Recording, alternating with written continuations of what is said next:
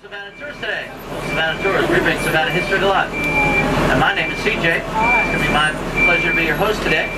Folks, we're going to take in a fully narrated interactive tour of our entire Savannah Historic District. Here in Savannah, we have the largest designated historic district in the country. A little better than 2.2 square miles inside. Inside our historic district, we have over 1,000 historic buildings, halls, and monuments. And you're going to get to see a lot of those today. Pardon. And he came down here from Charleston at his request and actually helped us lay out our city. It's a brilliant young engineer, only 23 years old when he came here. Laid out our city on our vision. Now we get you right, folks.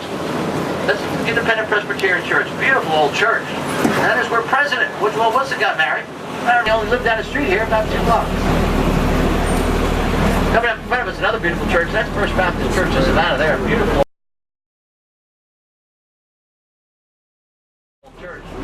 Originally built back in 1821, and that is the longest continuous on the side of that building right there. We call those the dolphin spouts, and for the life of me I can't understand why. It looks more like catfish than dolphins to me. But they are very expensive to replace those dolphin spouts. They would be well over $1,000 a piece in today's dollars to try to replace one of those dolphin spouts. Now here to your left in the center of Chippewa Square, that's our monument to our founder, General James Edward Oglethorpe. Notice General Oglethorpe is actually facing south. He's facing the enemy. That is the tradition of all our military monuments here in Savannah, folks. They all face the enemy. And the enemy back in those days were the Spanish conquistadors down in Florida. They did put Big tagging. Forrest, how can we help you today? So I got to meet Lieutenant Dan at some square called Chippewa. Well, Forrest, you're in luck. This is Chippewa Square right here. We're at Chippewa Square right now. Oh, this is it? This is it. You're at Chippewa Square right now, Forrest. Is this the square where Tom Hanks played me in that movie? It sure is, Forrest. It sure is.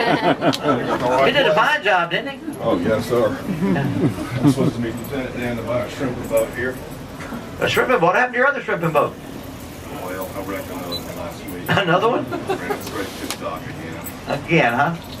Lieutenant Dan got this one off the list from this guy named Craig. Craigslist. Honest man. I hope so too. Thank you very much. You never know what you're going to get with these shrimping boats nowadays. That's true. You never know. Oh, that was him here, sir. Was that him, Forrest? I got to catch him. All right, Forrest. Well, you have a nice day. You too. Bye. Bye. Run, Forrest. Run, Forrest. Run. That was Forrest. Oh, Savannah Tours, folks. We bring Savannah history to life. You never know who you're going to meet out here in Savannah's Historic District. Biscuits, past the fried chicken. Now, folks, that is where President Obama had lunch when he visited our fair city here about 4.5 years ago, where that famous quote came from, when he put up his hands in front of the CNN cameraman's camera and said, "Please don't tell Michelle that I ate all this food." He did come back to live at Mercer House. 6 months after his return, he contracted pneumonia. Stood up from his desk one day, had a massive heart attack, fell dead, and landed 6 feet from where Danny Hansford died. Across the way, a beautiful Jewish temple there, that Greek Gothic-looking building, that's the Temple of McMisrael. Across the way on Monterey Square. Beautiful Jewish temple, and the third oldest Jewish temple in the country. And they actually have a copy of the Torah inside the temple you can look at that actually dates back to the late 1400s. Well, we're stopping for a little bit of lunch here on the streets of Savannah, on Broughton Street actually, and considering the age of this old town and stuff, and its considerable connection with piracy, etc., and the sailors, notice anything different? Decided to do something I was thinking about for a while, and it's better to do it here in Savannah. It is April 7, and I'm on my way to Belhaven, and look at this. It's a tornado trying to start.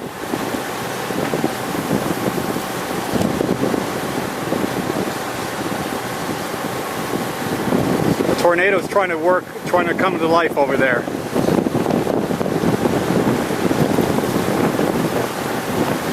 Well, I'm going to slow down my approach then, obviously. Even 8 miles. And you're right, it's trying to fall real bad. And I don't blame you for slowing down. There's a storm following that one, but it shouldn't be too bad. You want to continue your way up. We should be able to catch it before it gets bad. Roger, I will continue then. Okay, see you in a short bit.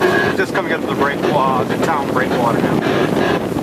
That's right, Captain. We're barely just before green day marker number 9.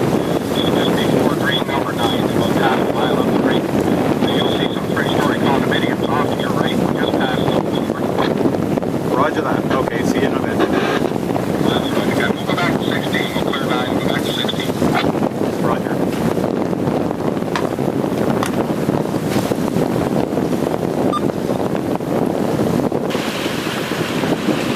Well, that's the first tornado I've ever seen in real life, and the marina fella said it's about 8 miles away.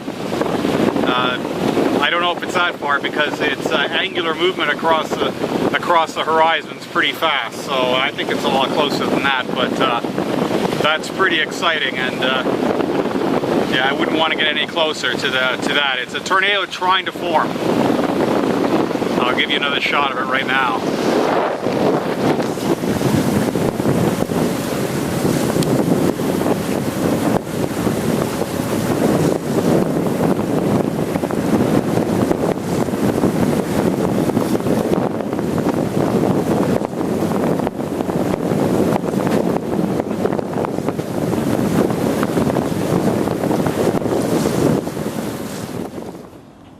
Well, on the 10th of April, Prince Diamond has arrived at Great Bridge. And this is the Atlantic Yacht Basin. They've got us a place to lie here in the very back corner of the marina. A very quiet, picturesque spot. Chief was happy to get here and happy to get ashore, and he's found himself a little spot of his own. He walked ashore by himself. I let him go because he can't get beyond the fence here.